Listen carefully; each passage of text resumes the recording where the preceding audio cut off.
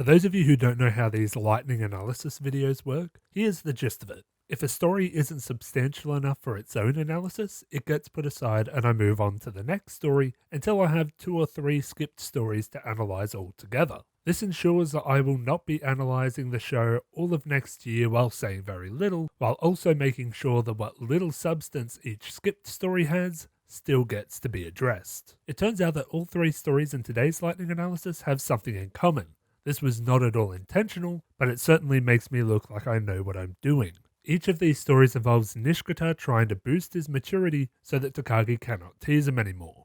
Let's begin with Forms of Address, a story found in episode 3 at 10 minutes and 25 seconds. This story is based on the manga's 81st chapter. Now first off, I'd like to clarify something about this story that had me confused until watching it for the 7th time. At the beginning of this story, Nishikata is reading 100% Unrequited Love and comments on how he needs to be bolder. So why does he then not get the idea to use the honorific trick from that chapter until he learns about Kimura's situation? Well, because everything that isn't Nishikata reading manga in his bedroom is a flashback to before the events of Eraser. So from Nishikata's perspective, while he is reading this manga, the events of Forms of Address have already happened. This is also why this is the only time in the entire series that we hear Takagi use honorifics for Nishikata.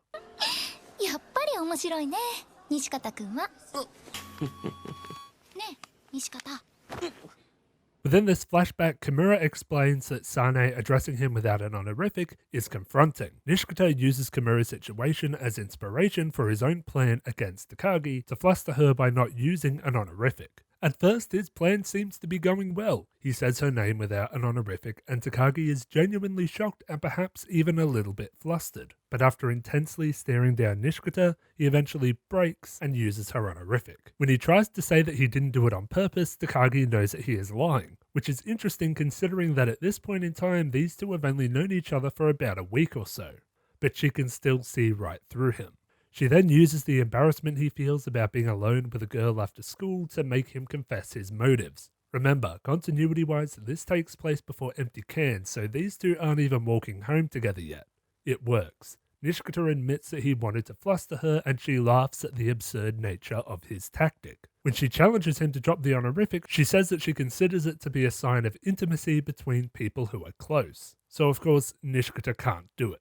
Her telling him that he can drop her honorific at any time seemingly sets up an early marker for his character progression. Here comes another stretch, but you can drop my honorific at any time could very well mean you can admit that we are close and or intimate at any time. Which brings us to New School Year, a story you can find in episode 3 at 15 minutes and 30 seconds. This story is seemingly original, although it does share an odd similarity with a recent chapter that I will mention later. The ultimate point of this story is that Nishikata wants to be treated as a grown-up by Takagi, thus putting an end to the teasing. He believes this will work because of an episode of 100% Unrequited Love, wherein the male character tells the main character that she cannot tease an upperclassman. The first phase of his plan is to retry his tactic from Forms of Address, that is, trying to show his maturity by dropping Takagi's honorific. At first he fails to do this, seemingly out of habit. However, he carries on with his plan, albeit with much less subtlety. He straight up asks Takagi not to tease him now that he is an upperclassman. At first she seemingly agrees to this, but eventually her trademark smile returns when Nishikata mentions outgrowing childish things. It is at this point that she has a plan of attack. She says that if he is to be treated like an upperclassman, he will need to prove that he can act like one. She calls him senpai to throw him off balance, which creates a loose parallel to the manga's 107th chapter. However, it wouldn't be based on that chapter, as both chapter 107 and this very episode came out at around the same time. Nishikata seems nervous at first, but ultimately sees this challenge as an opportunity to prove his maturity. This backfires when Takagi asks him whether or not he has a crush on anyone. He struggles to find an answer to this question, but what interests me is that he does not simply say no. Not having a crush on anyone does not display a lack of maturity, and even if it did, he could have spun it in a mature way, like, I'm too focused on study for romance. Is it possible that none of these options occur to him because none of these options are honest? Either way, he uses a line from 100% Unrequited Love for his answer, which begins a back and forth between him and Takagi, where she adopts the lines of Kyunko. He eventually comes onto this and realizes that he cannot finish the scene the same way it finished in the show. In trying to tell Takagi to cut it out, he accidentally says her name without an honorific. Accidentally says her name without an honorific. It's a huge step forward and it really is terrific. If there are more moments like this, I will write a fanfic. Accidentally says her name without an honorific.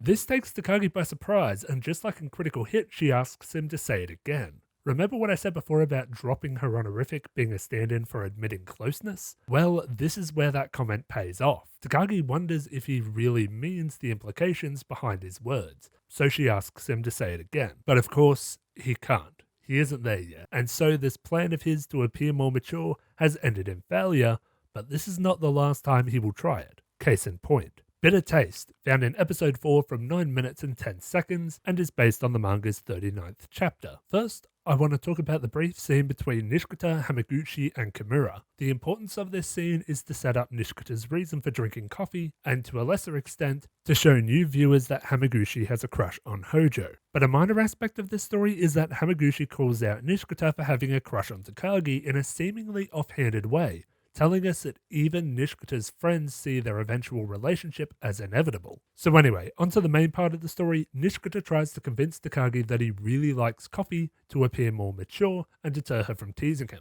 He seemingly leaves that the power disparity between them is caused by a disparity of maturity, that if he can become as mature or more mature than Takagi, the teasing will end. Of course, he is wrong.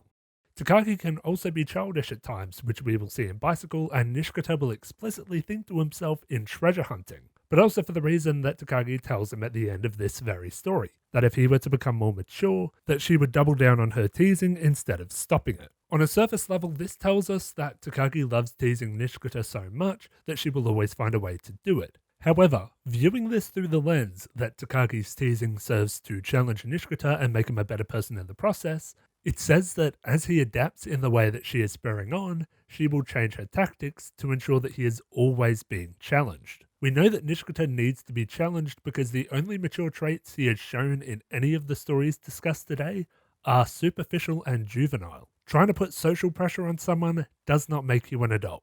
Trying to put yourself above someone else does not make you an adult. Liking coffee does not make you an adult. The next paragraph of this script will contain spoilers for a Takagi-san spin-off story, the very premise of which gives away a main plot point of the main series. So if you don't want to hear it, skip to the time code below. 3, 2, 1. We know that this progression of teasing does have a limit. In the Moto series, Takagi seemingly doesn't tease Nishikata any more than she does in the main series. However, in the Moto series, Nishikata is already about as mature as he can get, so Takagi's teasing in that series is solely for the pleasure of it, while the kind of teasing used to make Nishikata grow is saved for their daughter Chi to help her grow as a person, or at the very least, stay out of trouble. This is not the last time that Nishikata will attempt to make himself appear more mature to stop Takagi's teasing, and there's more to say about this particular tactic of Nishikata's, but that will have to be saved for the questions analysis, which at this point will only be preceded by Bicycle.